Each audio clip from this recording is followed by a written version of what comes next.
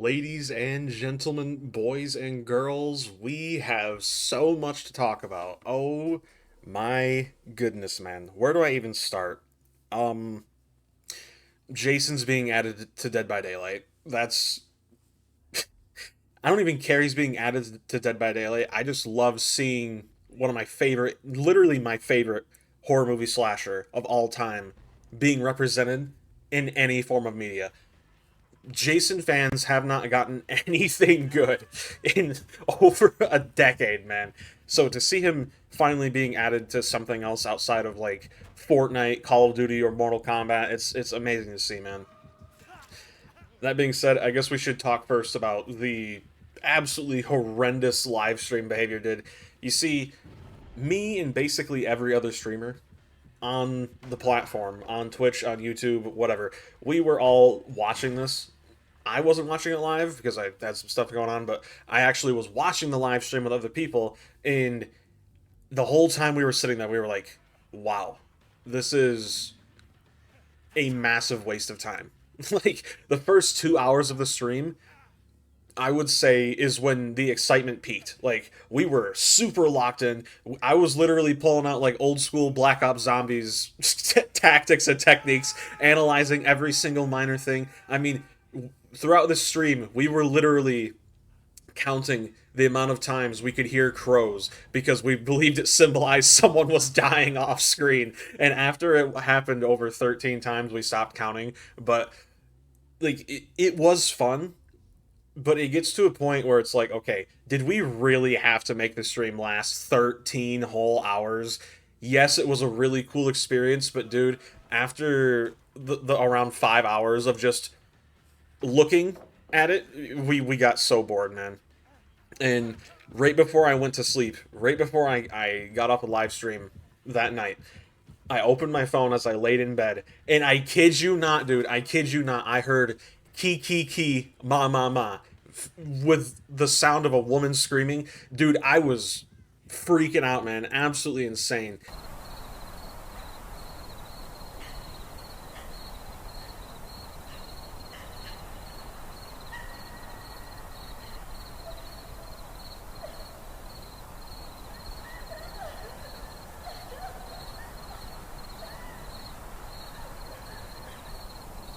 All that being said, now that the excitement has finally started to die down, I've reminded myself this is DVD we're talking about. Killer is in one of the worst states it's ever been in general.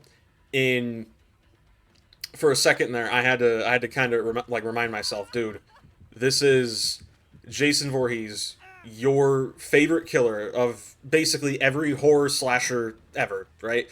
And he's being added to DVD in arguably the worst state Killer has ever been in. And I remember back to a video I made 7 months ago, almost eight at this point, where not only did I predict, not only did I predict Jason being the next big licensed character, but I also predicted how I would feel right now. And in that video, I said, quote, and at the end of the day, it doesn't matter how many cool licenses you add to the game, it's not going to change the fact that no one for more than like 30 minutes at a time wants to play the game, especially as older M1 killers, you know? It's just not fun. Regardless, I'm not buying it. I don't care what it is, you know? But yeah. Yeah. So my opinion pretty much stands. I love Jason Voorhees. The dude is absolutely awesome. I have insane nostalgia goggles that cover basically my entire face, right? When I think of Jason, I think of the very first time I ever watched a Friday the 13th movie, which was part two. Dude, love it. I love it so much. But, like, even though I'm skeptical, I'm still super excited, right? Because this game is genuinely like an abusive relationship, dude. It really is. Because one moment you're like, oh, I hate you. Oh, I hate you so much. And the next you're like, oh, why'd you do that to me? Oh, that's like only someone who loves me could do something like that, you know?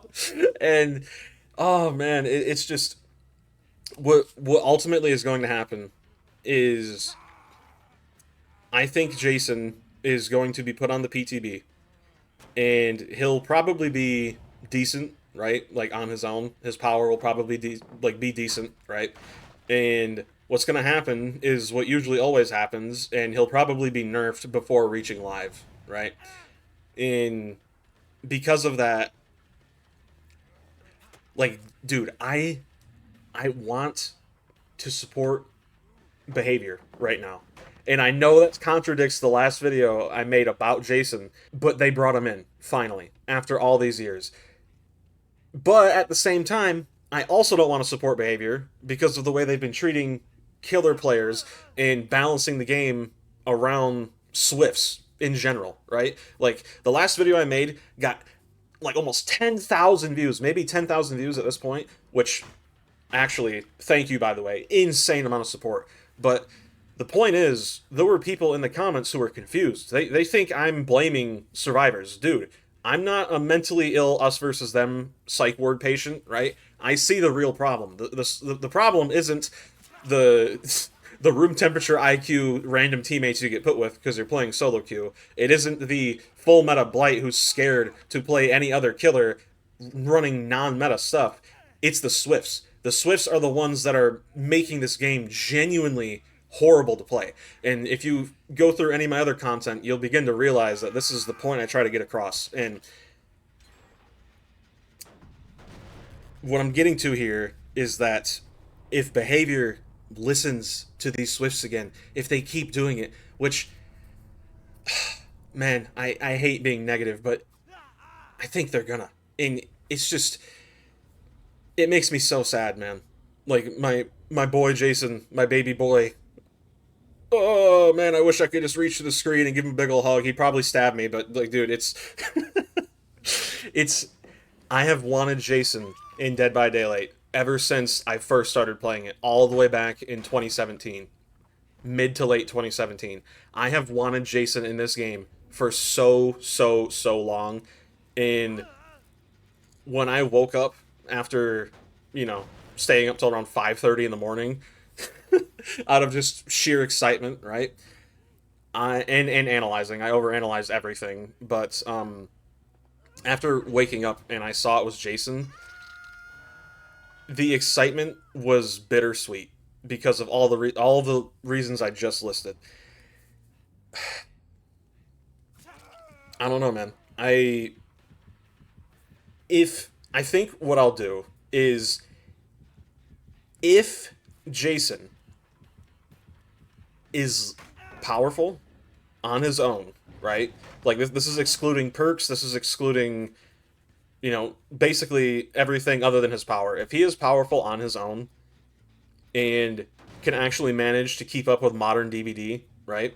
Maybe akin to the same power level as Ghoul, right? Then maybe I'll buy him. But the thing is, I am really holding my breath right here because behavior, if you've been playing this game for a while, we all know they love to make powerful killers and then bend the knee to Swifts because they complain they don't know how to counter a killer after they've been out for maybe like 24 to 48 hours, right? They nerf the killer, and survivors then figure out, oh, this is how you counter the killer, and behavior never actually gives that killer their buff back, right? They never revert the changes. The Krasu is an amazing example. So many survivors were complaining the Krasu was extremely overpowered because she could fly around the map at light speed, right? And then it only took about 24 hours after they nerfed her a little bit for survivors to realize, wait, if the survivor's not infected and the Krasu's chasing an infected survivor, I can just stand in front of her while she's in her head form and there's nothing she can do about it, right? And I'm really hoping this is not another Krasu situation where Jason is preemptively nerfed out of fear of upsetting behavior's cash cows, aka Swifts, and ultimately destroying the character. Because even though I'm like, there's an 80% chance I'm not gonna buy him, just because of the fact of we've been treated like absolute twerps the past 3 or 4 years straight, and from what I've seen, it's only getting worse. I had people in the comments of my last video telling me of when they first started seeing Survivor entitlement reaching its absolute peak. And it genuinely does seem like the past 2 or 3 years is when it's gotten worse. I've been playing, I think this will be the second year now where I've been playing DBD pretty consistently ever since I first came back. And man, it's so crazy to see. And I think what I'll do is I'll end up making a video further discussing his power and whatnot. I don't want to get too like conspiracy theory tinfoil hat, right? But a lot of people on Twitter were crying and complaining about the fact that there was a glitch effect on the screen, right? And here's the thing: many people who play DBD don't watch horror slasher movies. They haven't seen the classics. They don't understand why that happened. But if you actually played the F13 game back when it was still up and you could play it, Jason in that game had the ability to shift and phase, almost like a mixture between the Spirit's phase and the Krasu's head form, right? And in that game, when he shifted, when he phased, right? Think of it as like speed, like super speed, right? But the survivors or counselors, they can't see you until you exit it, right? And because they can't see him, there was a visual effects that happened on the screen. It looked like a VHS tape on screen, right? Like fast forwarding or rewinding. And when I saw that, at first I was like, okay, this could be Slenderman, it could be Jason, but during one of those glitches, in the background we could see someone moving right when it happened and right after it happened. So for me, that kind of sealed the deal. But I was still iffy, and then I heard the key ma ma ma, and it's like, yeah, of course, but it has to be Jason. As for the gameplay footage in the background that you're seeing right now, this this is one of the few games I've played of DBD off stream without making content, and it was horrible, dude. It was so bad. If Jason struggles to kill, if he is so weak to the point where he struggles to perform his job as a killer, they're not getting my money. There is no amount of nostalgia baiting. There is no amount of red herrings, like, ooh, key jangling. There is no amount of that that will make me give them my money, my hard-earned money. It's just not going to happen. And look at Michael Myers, for example. They knew that so many people were going to dislike Michael's rework, they literally took an old add-on and made it so when you use it, it reverts him to his old power. Like, listen, I love DBD. I love the fact Jason's being added. And for a second there, I was basically slamming my fist down saying, take my money. But then I remembered, oh, this is DBD, right? So if Jason is added and he is powerful and he isn't just absolutely gutted because a bunch of Swifts are crying on Twitter about it, maybe that's a big, big maybe. Maybe I'll buy him, right? That being said, I think I've finally covered everything I wanted. This video was kind of like a little speed run. I'm still kind of all amped up from the basically everything that's happening. Let me know what you guys think about this, as well as the whole teaser live stream thing. The teaser live stream, like, whoever came up with the idea that it should be 13 hours long, especially starting at 9 p.m., someone needs to sit down and talk to them. Like, HR, we need to get you on the phone right now, dude. I don't know who was smoking that crack to think, oh yeah, 13 hours at 9 p.m., what a great idea.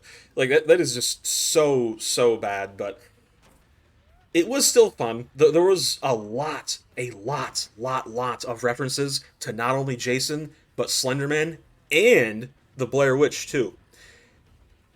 At first I was kind of like, wait, this can't be Pennywise, right? Because Pennywise doesn't go in the, like, big old forest. He doesn't hang out at summer camps. I mean, yeah, he could follow his victims there, right? Like, he's done that before, but it just seemed like too much of a stretch to me, right?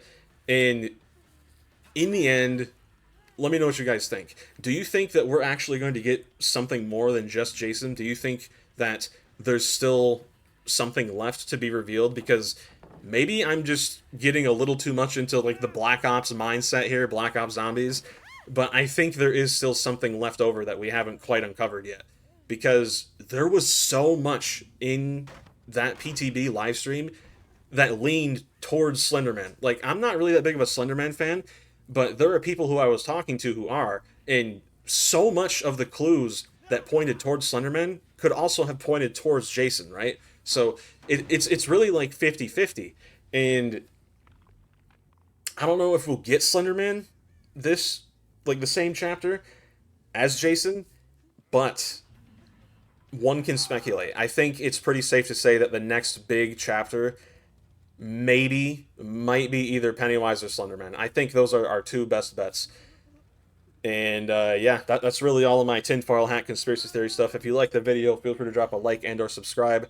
By the time you're seeing this, I will probably be playing the PTB on Tuesday and live streaming it Wednesday, if the PTB is still up by then. Regardless, thank you all for giving me so much of your time. I hope you all enjoy the video. God bless. Take care. Peace.